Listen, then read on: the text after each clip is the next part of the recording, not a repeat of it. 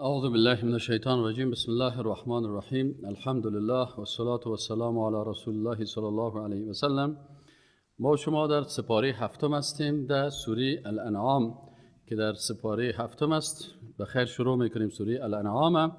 در سوره انعام نقاطی که اینجا بیان میشه، موضوعات اساسی که در این سوره هست، زیاد سوره انعام در مسائل اعتقادی، چون ما و شما در درس اول خواندیم که قرآن عظیم شان کلش در توحید است. هر صفحه قرآن که شما باز کنین در موضوعات توحیدی بحث میکنن و همینجا هم در این سوره مبارک وحدانیت الله را بیان میکنه و صفات کمالی که برای الله هست این را بیان میکنه و عقیده شرک و عادات شرکی را بیان میکنه و اینا را چی میکنه؟ کلش رد کرده میره با دلیل و با برهان. از این خاطر علما میگن که اصل است این سوره در حجت و دلیل گفتن به ضد مشرکین و دیگه بدعتکارا. چرا؟ اول بدعت است، بعد از بدعت شرک ایجاد میشه، بعد از شرک دیگه کفریات اما تو دوامدار ایجاد میشه. از این خاطر الله متعال زیاد شرک رد میکنه. دیگه در این سوره مبارک توحید ابراهیم علیه السلام و شرکی که بعد از این ایجاد شده بود در بین از اینا و بیان میکنه که دعوتگرای قویی که هستن مثل ابراهیم علیه السلام اول از توحید شروع میکنن و شرک رد میکنن، اما دعوتگرای ضعیف که هستن اینا اول از چی شروع میکنن؟ از مسائل فروعات و احکام گپا جنجال شروع میکنن. یعنی اگر کس خوب داعی حقیقی است مثل ابراهیم علیه السلام، او باید چی کنه؟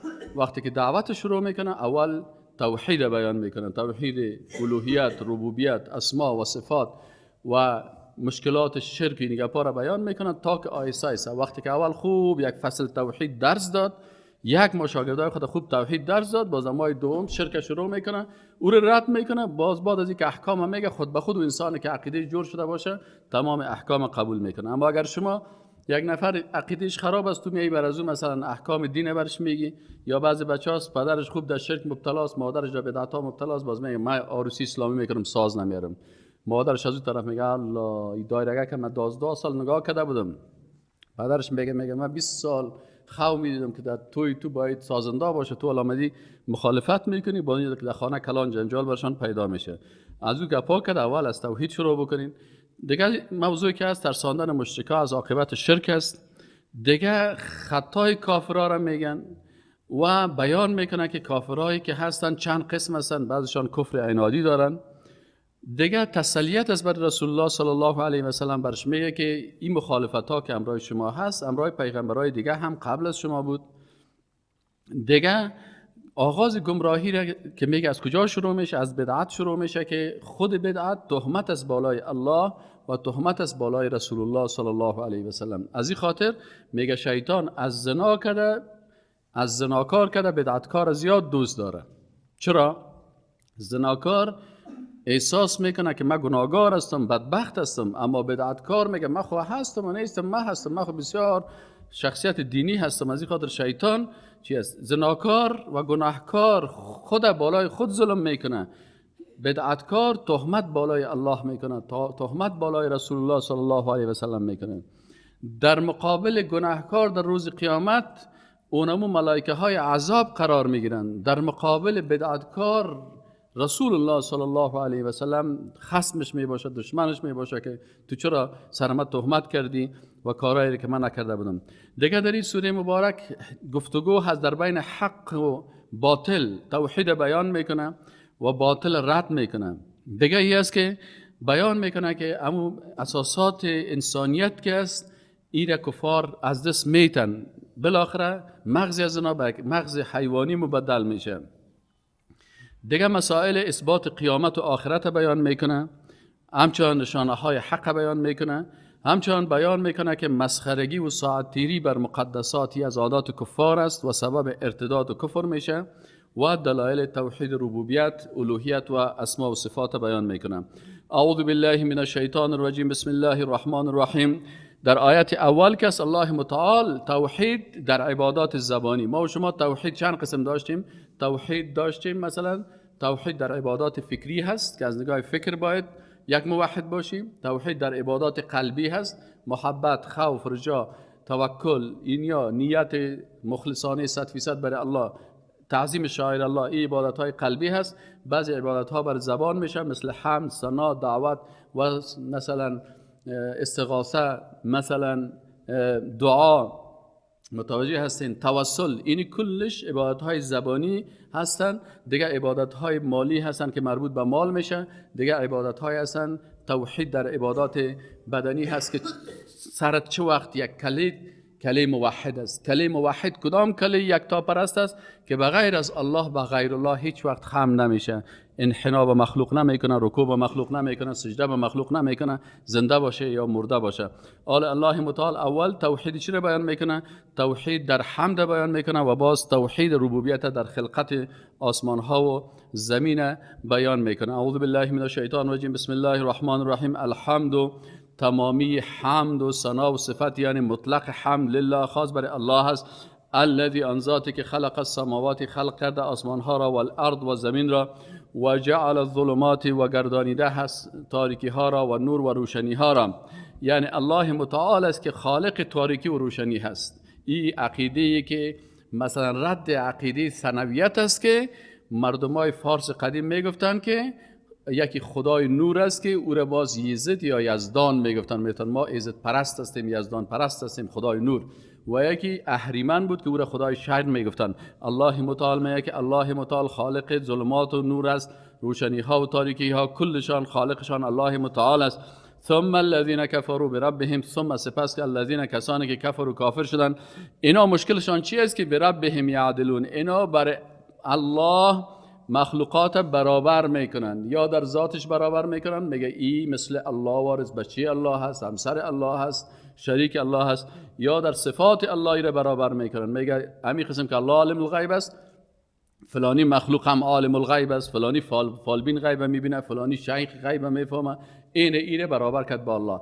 بعضی اوقات مخلوق در عبادت الله برابر میکنه، میگه نمی قسم که برای الله رکوع و سجده میکنیم، برای این مخلوق هم میکنیم، برابرش کردونه. بر از یام اجازه است که سجده شود، بر از یام اجازه است که رکوع شود، به نام از یام نظر میگیریم اجازه هست، در مقابل از قربانی میکنیم، زیر پای ذبح میکنیم، اینا هم حق داره.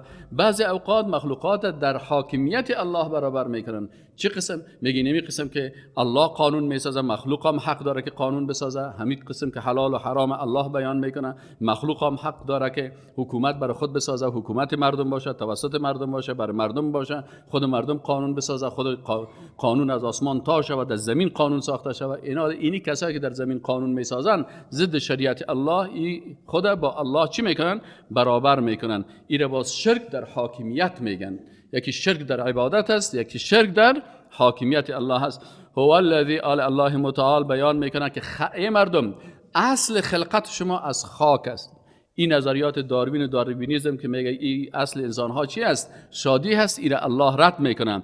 هو الذی خلقکم، الله متعال ذاتی هست که خلق شما را خلق کرده، خلقکم، خلق کرده شما را. از چی خلق کرده؟ انسانیت.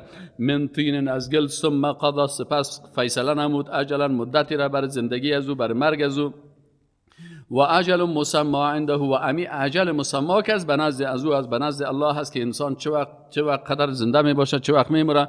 ثم انتم تنترون، بعد از شما شکایت میکنین. و هو الله فی السماوات و فی الارض، میگه الله متعال که از ربوبیت و الوهیت الله در آسمان ها و زمین است. در آسمان ها هم مردم الله را عبادت میکنن و تسلیم حاکمیت الله هستند، در زمین هم هستند. لکن در زمین باز برای انسان ها اختیار داده شده هست. از این خاطر بعضی ها نمیکنن، چرا که الله متعال اونا را اختیار دادن.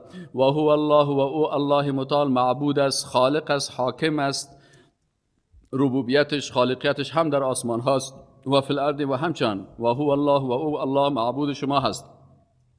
فی السماوات، در آسمان ها عبادت می شود، حاکمیت وی تطبیق می گردد، و فی الارض، و همچنان در زمین عبادت از او صورت می گیرد، حاکمیتش تطبیق میشه، البته به اراده تشریعی. اراده تشریعی الله چی است که بر انسان ها اختیار داده که آیا احکام الله را عبادت میکنن، اطاعت میکنن یا نمیکنن. اجباری نیست، اختیاری هست.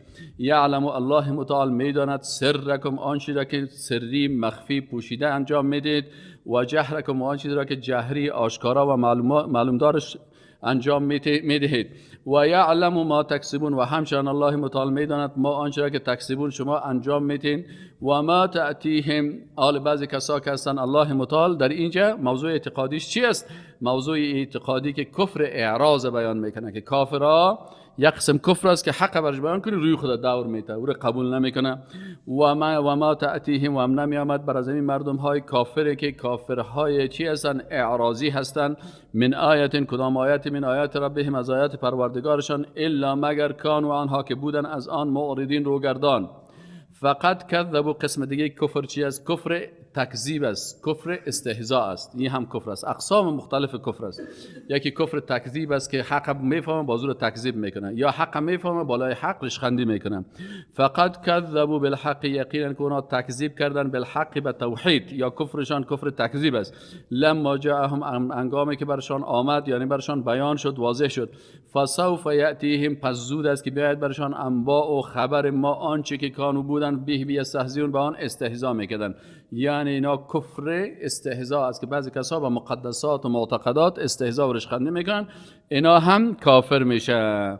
آل بعضی کساس فکر میکنه که اگر ما نعمت ها را داریم و بعضی کرسی و مقام و چوکی و خانه و زمین گپا داریم، ما نجات پیدا میکنیم. الله متعال میگه اولم یروا، آیا ندیدن کم اهلکنا، که چقدر مردمایی را ما هلاک کردیم، من قبل ازشان، من قرن، از قرن اینجا به معنای ملت های سابقه هست، یعنی کسایی که در قرنهای گذشته زندگی میکردن. من قبل از ایشان، من قرن، از ملت هایی که در قرنهای قبلی زندگی میکردن. مکناهم فی الارض، الله متعال میگه ما برای اینا مکناهم، امکانیات دادیم برشان، فی الارض، در زمین، ما لم نمکن، آن چیز را که ما او امکانیات نداده بودیم، لکم بر شما، یعنی اونا قبلا از شما که بودن آن قدر امکانیات داشتن که شما او امکانات ندارین. و ارسلنا السماء علیهم، و ما فرستادیم از آسمان علیهم، بالایشان، بارانهای را مدرارن، یا مدرار چی معنی؟ یعنی بارانهای پی در پی و زیاد.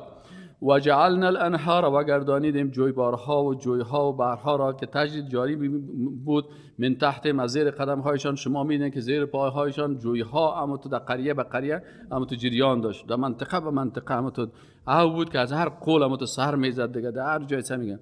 لکن اینا چی کردن؟ وقتی که این کل نعمت ها رو برشان دادیم و امتحانش هم کردیم، باز اینا وقتی که در امتحان ناکام شدن، فاهلکناهم، باز اینا را هلاک کردیم. چرا هلاکشان کردیم؟ بذنوبهم، به سبب گناهایشان. اینا گناههای اعتقادی داشتن، گناههای اخلاقی داشتن، گناههای عملی داشتن. و انشأنا من بعدهم، و الله متعال میگه باز خلق کردیم. انشاء به معنای جدید، خلق کردن. و انشأنا، و جدید خلق کردیم، من بعد از اینا قرنن آخرین، ملت های دیگه که در قرنهای دیگه زندگی میکنن.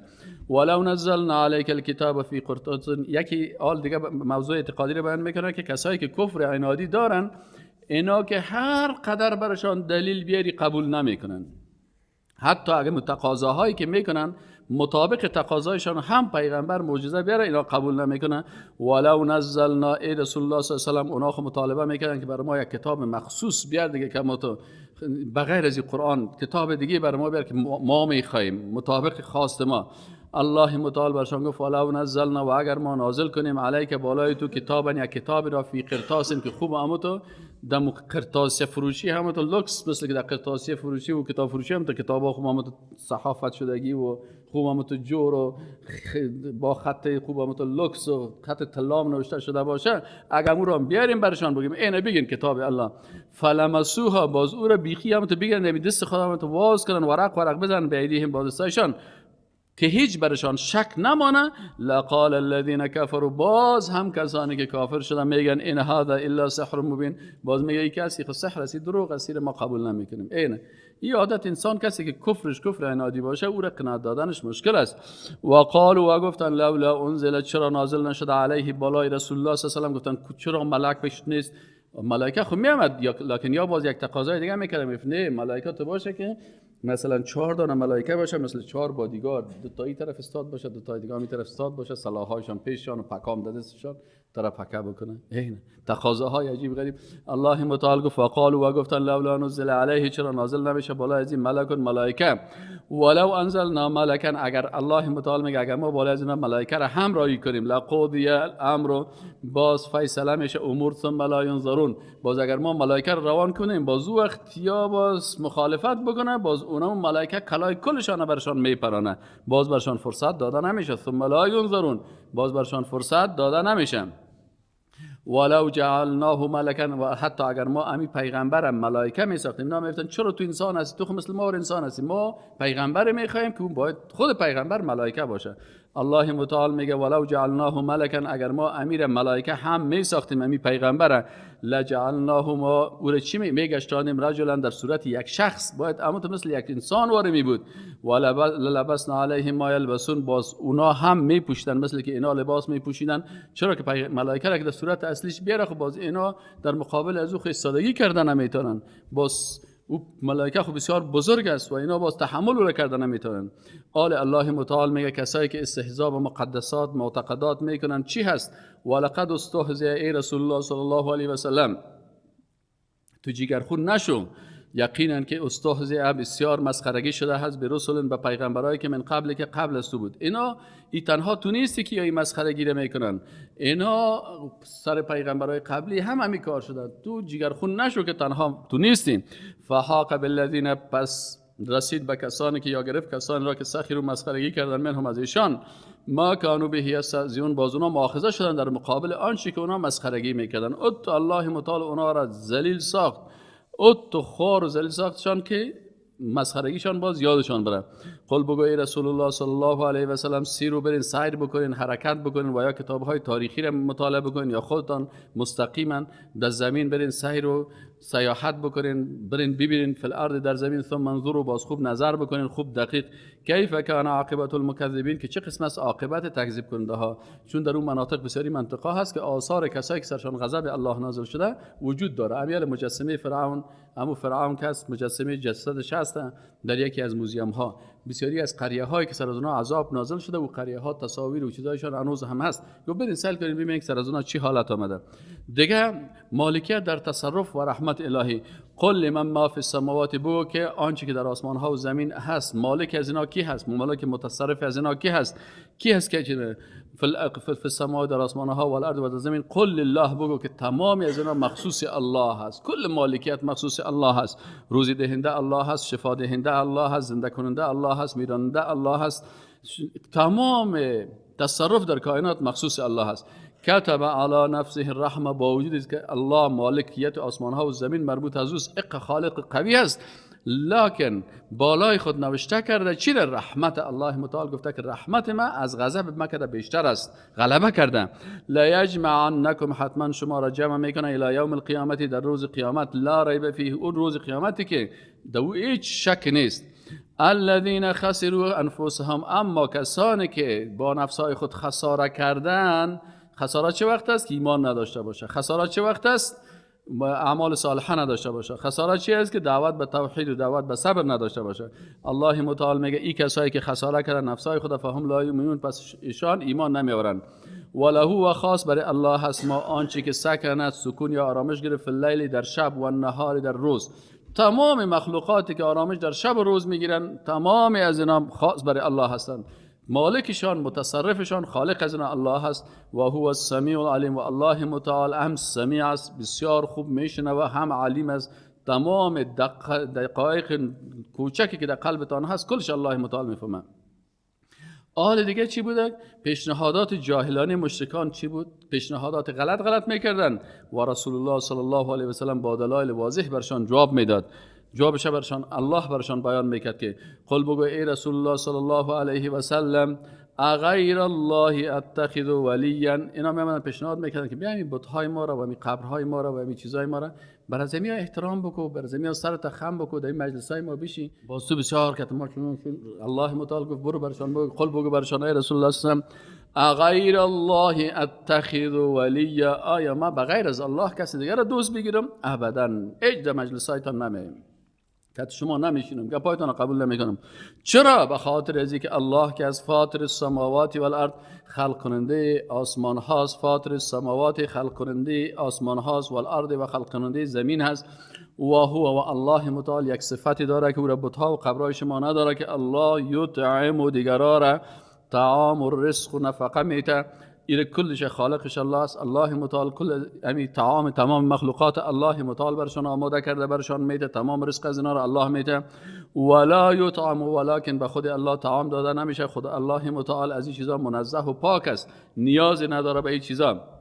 اما بت‌های شما و قبرهای شما و تمام روز صندوق‌های گدایی و ماندگی است. تمام روز می بنام از اونا میگیرین که مچم نان بت است، مچم خوراک بت است، نان زیارت است، خوراک زیارت است. قل اینی امرت، بگو یقینا که من امر کرده شدم ان اکون باشم اول من اسلم، کسی که اسلام آورده است. رسول الله صلی الله علیه و که من صلاحیت ندارم که کارا بکنم، من که شما حق ندارم که در شما اشتراک کنم، بدل ما خونه است. چرا؟ به خاطر از اینکه بر من امر شده از جانب الله که اولین کسی که اسلام میاره و تسلیم میشه شخص رسول الله صلی الله علیه و سلم باشه. و الله بر ما گفته ولا تکونن، و نباشی ای رسول الله صلی الله علیه و سلم من المشرکین، یعنی رسول الله صلی الله علیه و قاضی پاک بود، لکن ای امت رسول الله صلی الله علیه و شما در صف مشرکا و در مجالس مشرکا و در حلقات مشرکا نباشین که باز او عذاب خودتان گرفتار میشه. قل بگوی رسول الله صلی الله علیه و سلم اینی اخاف و میترسم. از چی میترسه رسول الله؟ این عصیت ربی، اگر من نافرمانی رب ما بکنم در مقابل پیشنهادات شرکی و کفری و بدعتی شما را بپذیرم. این عصیت ربی، اگر من نافرمانی رب مرا بکنم باز از چی میترسم؟ عذاب یوم عظیم، از عذاب روز بسیار بزرگ، یعنی از روز قیامت. من یصرف عنه یومئذ، هر کسی که دور شود در این روز، فقط رحمه، هر کسی که از عذاب روز قیامت نجات پیدا کنه در حقیقت رحمت الله بالای آمده. و ذلک الفوز العظیم، و اینی هست کامیابی بسیار بزرگ. و الله متعال میگه که آل بیان توحید در نفع و ضرر، نفع رسان و ضرر رسان حقیقی که نافع و داری که حقیقتا الله متعال بر یک کسی نفع میرسانه، بر یک کسی ضرر میرسانه، این از جانب الله هست. و این و رسول الله صلی الله علیه و نمیتونه که کسی را نفع و ضرر برسانه، و اگر حتی بر خودش برسه بغیر از الله کسی او را دفع کردن نمیتونه. قل بگو ای رسول الله و این یمسسک والله، و اگر برسانه بر تو یا رسول الله صلی الله علیه و کی برسانه؟ الله متعال بر تو برسانه بضر، کدام ضرر را، فلا کاشف له، پس نیست دور کننده یا کشف کننده او ضرر، له برای آن ضرر، الا هو مگر خالق متعال. و این یمسسک، و اگر الله متعال برساند بر تو بخیر، کدام خیر را، فهو علی کل شیء قدیر، یقین داشته باش که الله متعال بر هر چیز قدرتمند است. الله متعال سه صفت از اسماء و صفات بیان میکنه: قاهر یعنی مالک قدرتمند، و حکیم مالک حکیم با حکمت، الخبیر و کسی که بسیار نقاط دقیق چی است با خبر است.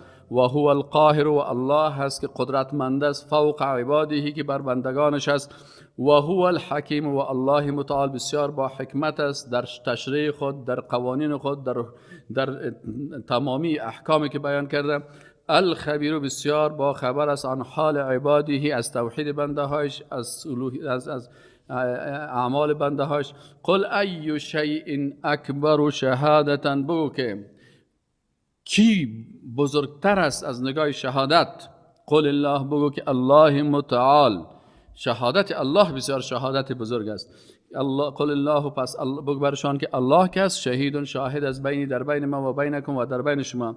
و اوحی الی هذا القرآن، یکی از شهادت الله امی است که الله متعال وحی کرده به طرف من هذا القرآن، امی قرآن عظیم شان را، لانذرکم، تا که بترسانم شما را بهی، به واسطه امی قرآن، یعنی توسط آیات قرآن شما را ما از عذاب الهی، کسایی که به شرک مبتلا هستند اونا را بترسانم.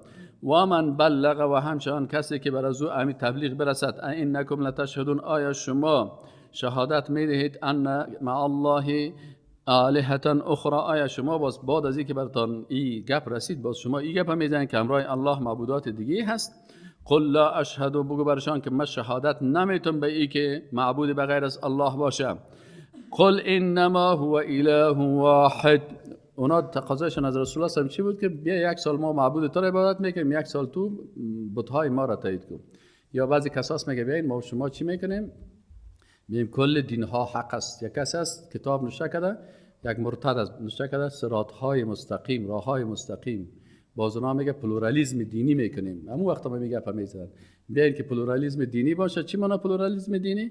که معبود شما رو قبول میکنیم، شما معبودای ما رو قبول کنیم. دین شما هم حق است، دین ما هم حق است. کل راه ها که از حق است. این نظریه پلورالیسم دینی را پیش کرده بودند. رسول الله صلی الله علیه و آله برشان گفت که این گپ غلط است. لا اشهد و معی شهادت، نمیتونم که دین شما حق باشه، بتای شما حق باشه. قل انما، بگو ای رسول الله صلی الله علیه و آله انما هو اله واحد، برشان بفهمان که فقط معبود ذات یگانه هست که ذاتش عبادت میشه و شریعتش تطبیق میشه. او واحد است، یگانه هست. و اننی و ما که هستم یقینا که بریء بیزار هستم مما تشرکون، با آن چیزی که شما شرک میارین. این شرک است که تو کل معبودای باطل قبول میکنی. این پلورالیسم دینی معنیش همین است که اونا میگن نصرانیت و یهودیت و هندویسم و اسلام کلش حق است.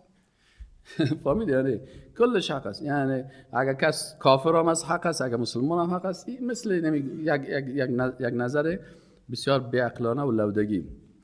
رسول الله هم گفت که این دیبری اون شما مسلمان ها هم بگوین که ما بری هستیم، بیزار هستیم از بت‌های بت پرستا، از بی‌ادبی یهودیا، از پیغمبر پرستی و عیسی پرستی نصرانی ها، از کل از ما چی هستیم؟ بیزار هستیم. الذين آتیناهم الکتاب، آل دلائل رسالت رسول الله صلی الله علیه و آله در کتاب های آسمانی. الله متعال میگه که الذين، بکسانی که آتیناهم دادیم برایشان الکتاب، کتاب را، کتاب های آسمانی را، یعرفون مشناسند رسول الله صلی الله علیه و سلم را، کما یعرفون ابناءهم، مثل که پسرای خدا میشناسند. شما اگر یک نفر بیارین در 10,000 نفر که اگر بچهش باشه یا دخترش باشه در بین کل از او میشناسن. اینا رسول الله صلی الله علیه و سلم مثل امی فرزند خودواره با تمام صفاتش میشناختن. لکن یک نفر که قصدن کافر میشه بازو دیگه هدایت کردن از او. یک نفر خو برده، یک نفر که خو است رو میتونی به نماز صبح بیدار کنی، اما یک نفر که بیدار است خدا در خو انداخته نماز صبح نمیخونه، بازو بسیار مشکل است که او رو چیز کنی، بیدار کنی. خودش خدا در خو انداخته. حالی کافران میفهمیدن. الله متعال میگه که الذین، ای کسایی که اهل کتاب میگن خدا که آتیناهم الکتاب، ما برشان کتاب دادیم، یعرفون رسول الله صلی الله علیه و آله را میشناختن کما یعرفون ابناهم، اینقدر میشناختن مثل که فرزندای خدا بشناسن. الذین خسروا، کسانی هستند که خسران کردن انفسهم، با نفسایشان، فهم لا یؤمنون، اونا ابدا ایمان نمیارن. چرا؟ کفرشان کفر قصدی و عنادی هست. و من اظلم، آل کسایی که تهمت میکنن، یعنی کسایی که بدعت میکنن، بازور نسبت میتن به الله متعال. شب جمعگی میکنن میگه ایر پیغمبر گفته بکنین، روز چل میکنن میگه ایر پیغمبر گفته بکنین، مال یتیم میخورن میگه ایر پیغمبر گفته مال یتیم بخو، الله گفته، پیغمبرش گفته. الله متعال میگه اینی کسایی که سر الله و رسولش تهمت میکنن میگه یا بسیار ظالم مردم هستن. و من اظلم، و کی ظالمتر و کافرتر و بیدینتر و مرتدتر و مشرکتر ممن، نسبت به کسانی که افترا میکنن علی الله، بر الله متعال، کذبا، به دروغ. الله میگه یا تهمت میکنن سر الله دروغ، بسیار ظالم هستن. او کذب، یا تکذیب میکنن به آیات الله را تکذیب میکنن. انه، یقین داشته باشین ای مسلمان هایی که شما قرآن و سنت میخوانین، به او عمل میکنین، اطاعت الله و رسول میکنین، به می هم یقین داشته باشین که لا یفلح الظالمون، الله متعال این انسان هایی که تهمت سر الله و رسولش میکنن با بدعت ها، الله متعال اونا را کامیاب نمیسازه. اینا کامیاب نیستن این ظالم ها، چون در اول گفت که و من اظلم، و میگه لا یفلح الظالم. خب و یوم نحشرهم جمیعا، الله متعال میگه در روز قیامت حشر میکنیم، جمع میکنیم جمیعشان، ثم نقول، باز میگیم للذین اشرکوا، میگیم برای کی؟ برای کسانی که شریک گرفته بودن بغیر از الله مخلوقات را. این شرکاءکم، کجاست همون شریکایتان؟ کجاست بت‌ها و قبرهایی که به عوض الله اونا را عبادت میکردید؟ کجاست طاغوت‌هایی که به عوض شریعت الله قانون از اونا را تطبیق میکردین؟ کجاست رئیسای حزبتان که شما بر از اونا رکوع و سجده میکردین؟ این شرکاءکم الذی کنتم تزعمون، کجاست همون شریکایتان که شما او را گمان میکردین؟ ثم لم تکن فتنتهم، باز میگه نمی باشه. آل ادعای کاذبانه دروغ مشرکا چی است؟ ثم لم تکن فتنتهم، باز نیست عذرشان. اینجا فتنه به معنای عذر است. اینجا عذر است یا چی است؟ الا ان قالوا، مگر میگن والله ربنا، قسم به الله هست که الله که رب ماست، پروردگار ما کنا مشرکین، ما شرک نمی آوردیم. بیا ملائکه سرشان شهادت بده دستش سر شهادت میده، چشمش سر شهادت میده، گوشش شهادت، زمین سر شهادت میده. همون زمینی که دو عبادت غیر الله را کرده و زمین سر شهادت میده. انظر میگه الله متعال میگه انظر ببین کیفه که چگونه کذبوا علی انفسهم، چه قسم یا دروغ گفتن بالای نفسای خود. و ضل عنهم و از پیششان چی شد؟ پنهان میشد عنهم ما کانوا یفترون، آنچه که تهمت مینمودن. تمام افتراحات خدا چی میکنن؟ یا پت میکنن. ضل عنهم یا پنهان میشن یا پنهان میکنن. چی نه؟ عنهم ما کانوا یفترون، آنچه که افترا میکردن این بازموی خدا کلش پت میکنن. نیست ما نکردیم، دروغ میگن، هیچ چیز نیست. باز اونجا شهادت نامه است. باز وقتی کتابش باشه میکشه باز میگه او مال هذا الكتاب، این چه قسم دفتر اعمال است؟ لا یغادر صغیرة ولا کبیرة الا احصاها. یک لقمه حق یتیم خورده بودم همون را حساب کردن. بتی 4 رکعت نماز تا برای یتیم. چه خوب روز است الحمدلله روز قیامت که بی کسایی که حرام میخوره مال غریب و یتیم به نامای مختلف میخوره که بی کل عبادتکایشون تقسیم شود. اما تغییران بیاده پردل بیاید و شیردل بیاید. و من هم و بعض از این مردم ها که هستن من کسانی هستن یستمع الیک که خوب گوش میگیرن به تو طرف، تو خوب گپایت گوش میگیرن. و جعلنا الله متعال میگه به خاطر بدبختیشان ما گشتاندیم در قلب هایشان چی است؟ اکنتون، یک پرده غفلت است که ای باز اینمی قرار ده مجلس هم کشیشته غافلانه شیشته ان یفقهوها، امی گپ نمیفهمه. و فی اذانهم وقرا، باز در گوش هایشان چی است؟ وقرا، یک پرده دیگه هست که گوش هایشان است که حق ای گوششان فهمیده نمیتونه. و این یرو کل آیت، اگر ببینن تمامی معجزات آیات الله را کلمه به کلمه ببینن بشنون بفهمن، لا یؤمنو بها، به او ایمان نمیارن. حتی تا زمانی که اذا جاءوک، که باز پیش تو بیاین یجادلونک، امرای تو جنجال میکنن که تو بیا مناظره میکنیم، بیا ما تو یک میشینیم. آیات قرآن خوب فهمید دیگه مناظره چی است. از آیات قرآن که گپ ما پیش بسیار اعتبار داره. هیچ مجادله نکن، آیات قرآن بفهم حق و باطل برات معلوم میشه. نه تو بیا که ما یک مناظره بکنیم. باز که میشش که فلانی تو میگه فلانی تو میگه، او برادر قرآن باز کو ببین آیات قرآن چی میگه. شما زیاد قرآن میگین، چرا یه حدیث میاری او سوکی صحیح بخاری من قبول ندارم. حتی هیچ ما صحیح بخاری قبول ندارم، هیچ صحیح مسلم قبول ندارم. یه برادر الله میگه اطیع الله و اطیع الرسول، اطاعت از رسول از کجا پیدا کنیم؟ رسول خود رحلت کرده. آل خونجا پیش ما چی هست؟ خون قرآن عظیم شان است و حدیث رسول الله صلی الله علیه و اطاعت بکنین. بگین حدیث صحیح است، فلانی علما در 14 قرن میگن که این صحیح بخاری بهترین صحیح ترین کتاب است. نه وسو که صحیح بخاری را کار ندارم. خیلی بگین آیت قرآن، نه آیت قرآن ما قسم. نه باز الله متعال میگه باز وقتی که چی میشه؟ بازی خوب گپایت گوشا میگیرن، با وجود از اینم که آیات قرآن و حدیث شنید چی میکنن؟ یجادلونه، که باز امرای تو مجادله میکنن. میامدن اما کت رسول الله صلی الله علیه و سلم تمام روز جر بحث است. اهل وفد نجران 60 نفر آمده کتک کرده، شکمهای کتک کرده.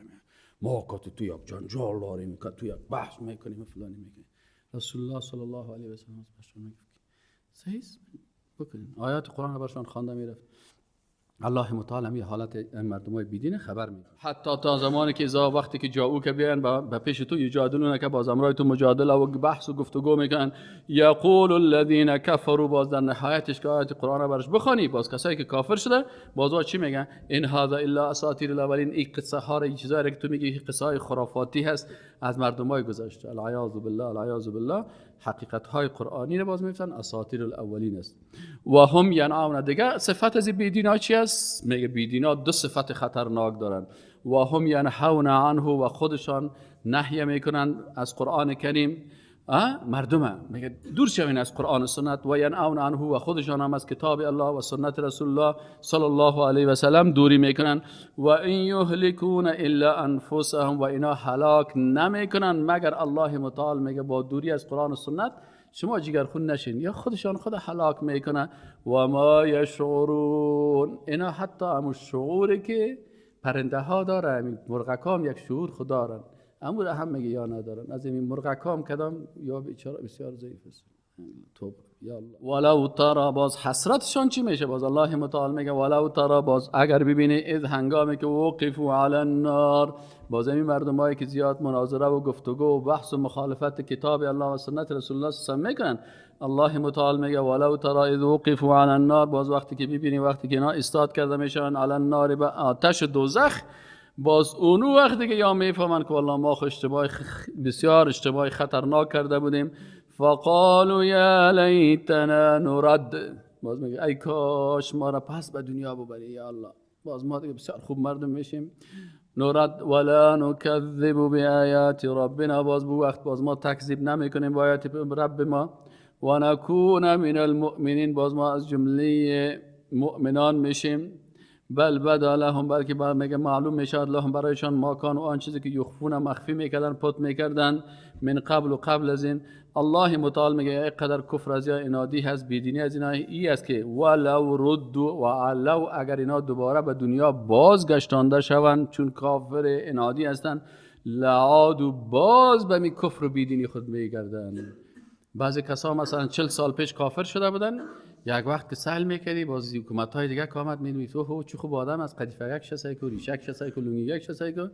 باز که یک حکومت دیگه آمد که بهشان فرصت داده شد، دیدی که وقت صاحب ریشا را چپ تراش کردن و لونگی یک کار اوس انداختن، باز برش خندی شروع کردن. وی بر شما خان فرصت داده شد، گفتین خوب آدم هستیم، پس که دیگه برشان داده شد فرصت دیگه، پس کافر شدن. الله متعال میگه تو کافرای بدبخت هستن که ولو که از آخرت پس دور داده شون، بازیا پس چی میشن؟ کافر میشن. لعادو پس عودت به مکفر خود میکنن، لما با آنچه که نوح و عنه از آن منع شدن. و انهم لکاذبون، اینا دروغگوی هستن، سر از اینا دلتان نسوزه. اینا تعلق قلبی کافرها به چی هست؟ تعلق قلبیشان به دنیا هست، تمام قلبشان و اقتصادشان و زندگیشان کلش. و قالوا، و میگوین این هی الا حیاتنا الدنیا، اینا کسایی هستن یک تعداد کافرای چی هستن؟ این کافرای هستن که اینا بیخی سیکولر هستن. الله متعال در قرآن شریف اینا سیکولر ها بیان میکنه، میگه آیا سیکولاریسم در قرآن بیان شده؟ اینا بیان شده در آیات که یک تعداد سیکولرهای دهری هستن که هیچ دین نمیپذیرن. و قالوا، و میگوین این هی الا حیاتنا الدنیا، هیچ چیز نیست، این نمی فقط زندگی دنیاست. وقتی که باز ما بموریم طبیعت ما را خلق کرده، باز طبیعت ما را نابود میکنه. این طبیعت پرستا هستن، سیکولرها هستن، متوجه هستن، اتیستا هستن، اینا هستن. الله متعال در کتاب خبر داده که این مردم ها هست که یا چی میگن؟ این هی الا حیاتنا الدنیا، این فقط زندگی دنیا هست. و ما نحن بمبعوثین، ما هیچ وقت دوباره زنده نمیشیم، هیچی بحثی گپا نیست. این مردم های اتیست و بیدین کافر کس میگه سر از یا رای نزنین یا سیکولر هستن. ولو ترى اذ وقفوا، آل اعتراف، باز کافرها باز وقتی که به چشم خود میبینن باز اعتراف میکنن.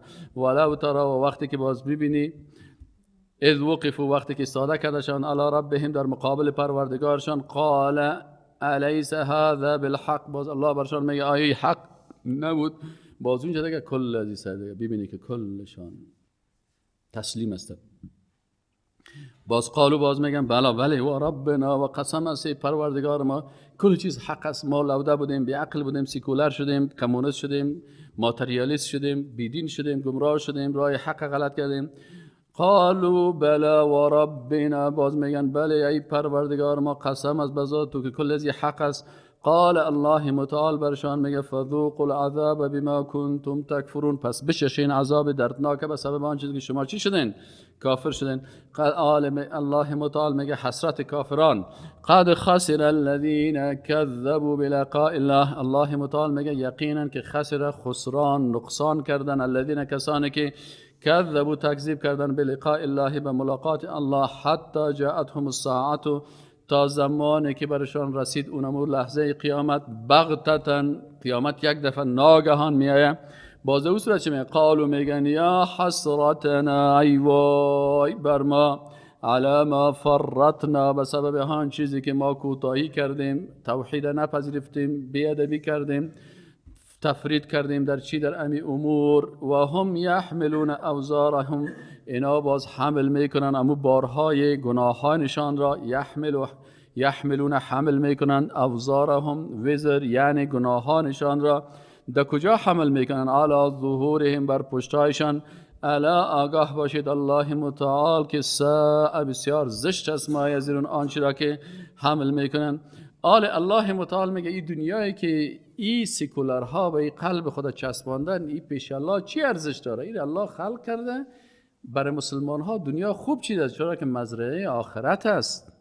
سر از این آخرت خدا جور میکنه که زندگی حقیقی در اونجا هست. اما پیش الله امی ارزش دنیا چقدر است؟ ارزش داره؟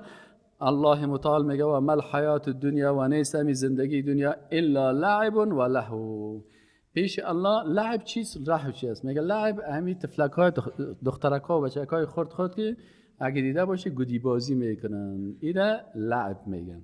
مثل بازی چگک های موترک و بایسیکلک و گودیگک و اینی گپا هست نه.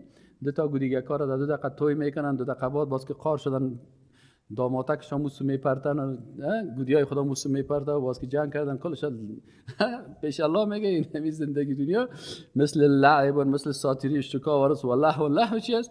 میگه لهو این کمی جوانایی که بعد بین دیگر شام دیگه مصروف هستن به ساتیری، بریم یک ساعت فوتبال کنیم، یک ساعت والیبال کنیم، یک ساعت مثلا کشتی بگیریم، سنگ پرتیم، نه اینی چی میگن؟ لهویات میگن که اینا مشغول هستن. تو بیا که یک دفعه فیسبوک هک کنیم اینیا کنیم، یعنی کلش دنیا که از کلش ارزشش پیش الله نمیده.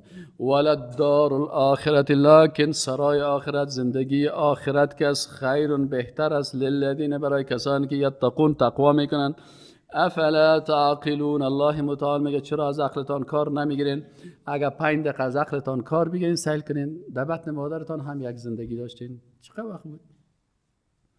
9 ماه. طفلک تولد میشه باز وی از چه خوب زندگی مرا بیرون کردن، باز از چی میگن؟ وقت گریان میکنن. زندگی دنیایتان چند سال است؟ کلش خوب سیل کن. خیر از کل جوان هستی نه؟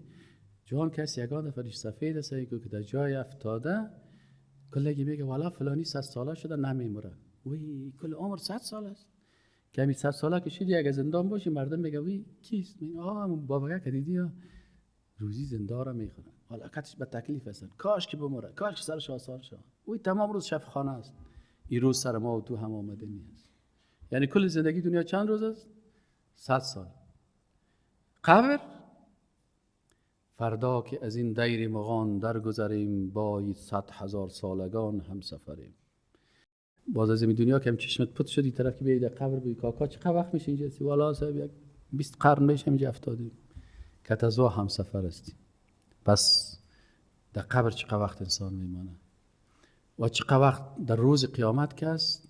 مقداره الله متعال میگه 50,000 سنه، 50,000 سال است. 100 سال دنیا را سعی کو، 50,000 سال تنها در روز قیامت استاد هستیم که حساب و کتاب شود. بازی پل صراط، از پل صراط یک نفر ببینی اینجا میدان حشر است، زیر دوزخ است، اینجا جنت است. از این پل دیگه کلگی باید تیر شود. میگه از این پل یک کسی من قال لا اله الا الله دخل الجنه، هر کس که لا اله میگه الا الله باز برش میگه برو بخیر در پل بالا شو جنت برو بخیر. میگه بعضی کسا در 1 دقیقه در جنت میرسه، بعضی کسا 10,000 سال در این پل صراط میمانه. چرا اینجا یکی حساب میشه؟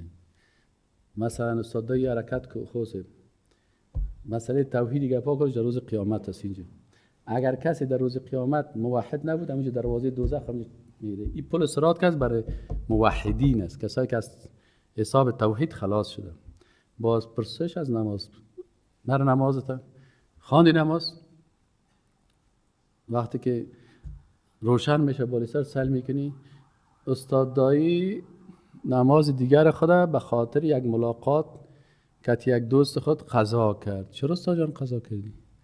والا صاحب اشتباه کردم. چطور؟ استاد باش به اندازه 4 رکعت نماز در پل صراط. الایمان و بدء و 70 شعبه، می 70 چند شعبه ایمان کلش جواب میدی. از نمازت، از روزیت، از زکاتت، از هجرتت، از جهادت، از تقوایت، از عبادت، از کلش. اینجا که رسیدی پل صراط صاحب خلاص شد. این پل دیگه چی است؟ میگه این قنطره نام داره. این قنطره چی هست؟ ما خیرش نخوانده بودی در حدیث قصد. خیلی چی هست قنطره؟ میگه اینجا یک پل دیگه به امتداد پل صراط. اینجا باز در پل صراط حق الله قصاص گرفته میشه، در قنطره حقوق بنده ها. چرا سر فلانی رشخند زدی؟ الله متعال میگه او را خب من قسم خلق کرده بودم، تو خلق کرده بگی سر قول سیاهش خنده کردی. بینیش ما خلق کرده بودم، تو سر بینیش خلق کردی رشخند. چرا؟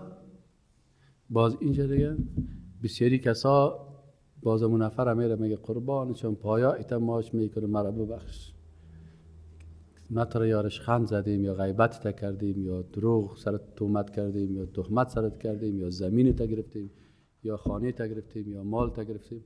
پس اینجا انسان در قنطره حقوق الله را چی میشه؟ حقوق مخلوق یک یک از پیش انسان گرفته میشه. قصاص، محاسبه خدا روز قیامت اینجا قصاص است. اینجا حق الله را که انجام ندادی جزایش میبینی. 1 دقیقه که در این پل صراط استاد شدی خطا میخوری در آتش دوزخ.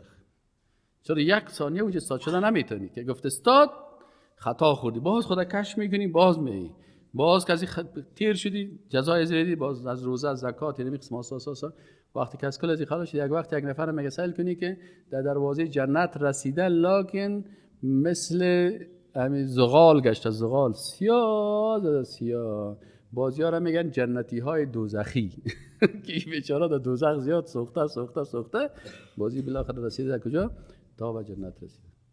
احتیاط کنه انسان. خب الله متعال میگه افلا تعقلون، چرا از عقلتان کار نمیگیرین؟ امی عمرتان محاسبه نمیکنن؟ او ریاضیدان از عقلت کار بگی، او ساینسدان از عقلت کار بگی، حساب کن چقدر وقت است عمرتون. همین ریاضیدانایی که تو بر از اونها اقتدا میکنی همین الان در عالم برزخ در قبر هستن، چقدر وقت هستن که در قبر هستن؟ زندگیشان چند روز بود؟ مرگشان چقدر وقت است؟ باز روز آخرت چی حالت می داشته باشن؟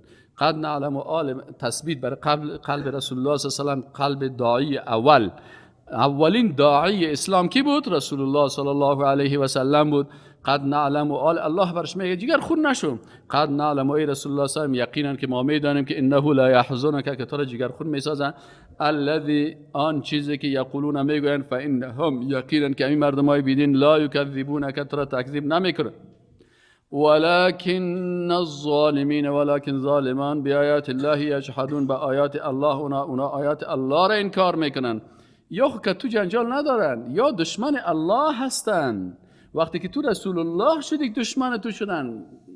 البسری وقتا بسری جایی که بری خودت بسیار احترام میکنه. او بفرمایین صاحب خوب هستین. رسول الله سما چقدر احترام میکردن، میگفتن صادق است، امین است، طیب است، طاهر است.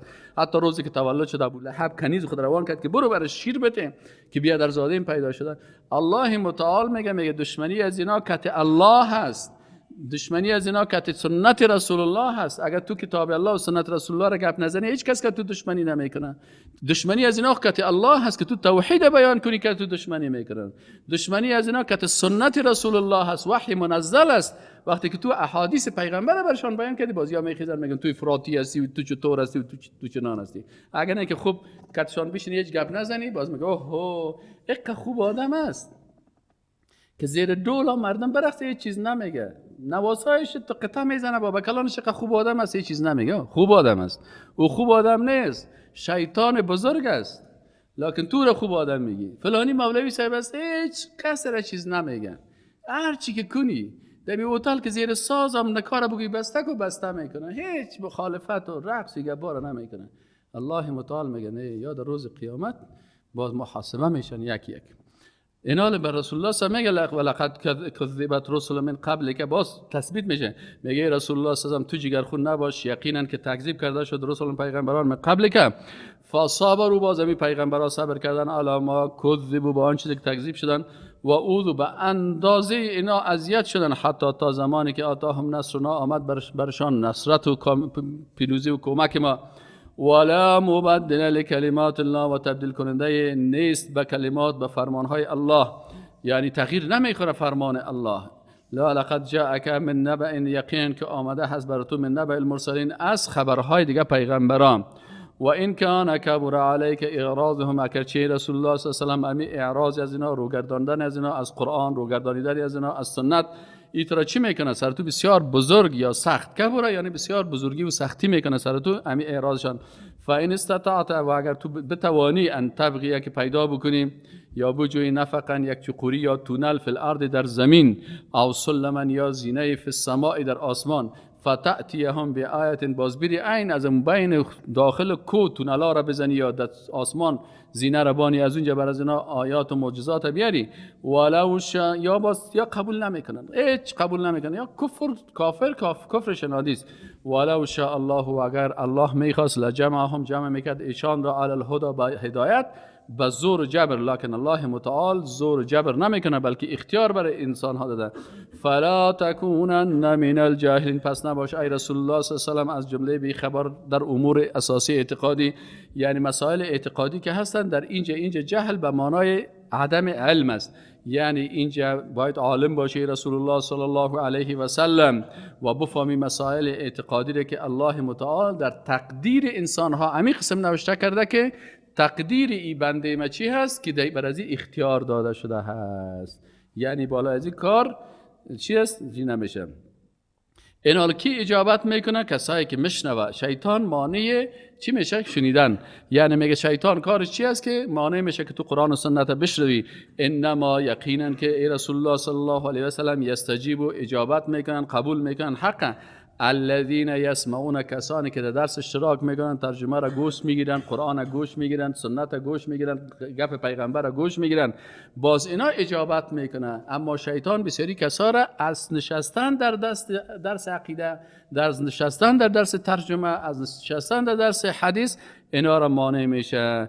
والموت و مرده ها کسی یبعثهم الله، اونا را مبعوث میکنه. یعنی همین کافرها کس مثل مرده ها وارست. آل تو برو سر مرده هر قدر که براش گفته بری هیچ بیچاره مرده نمیفهمه، هم قرار افتاده. حتی مرده شوی که میشویش هم دست خودم که بالا میکنه که فرض بگه دست یک ذره بالا بگیر ترپ پس مفته. اینا متوجه شدین؟ اینا کافرها بیدینا کس مثل مرده هاست پیش الله. باز این مرده هایی که خود در مردن انداختن و حق گوش نمیگیرن، یبعثهم الله، باز اینا را الله مبعوث میکنه. ثم الیه یرجعون، باز به سوی تو مراجعه میکنن. آله کافرها دیگه چی ادعا میکنن؟ و قالوا لولا نزل علیه آیه من ربه، باز اینا میگن چرا نازل نشد بالای از یک معجزه از جانب الله. حالا خب معجزات زیاد آمد، حتی شق القمر دیدن، قرآن خودش معجزه است. قل ان الله قادر، بگو که الله متعال قدرتمند است علی بر این که ان ینزل آیه، که کدام معجزه را نازل بکنه. ولکن اکثرهم لا یعلمون، اینا چی هستن؟ ولکن اکثریت از اینا نمیدانند. سبحانك اللهم و بحمدک اشهد ان لا اله الا الله و استغفرک و اتوب الیک.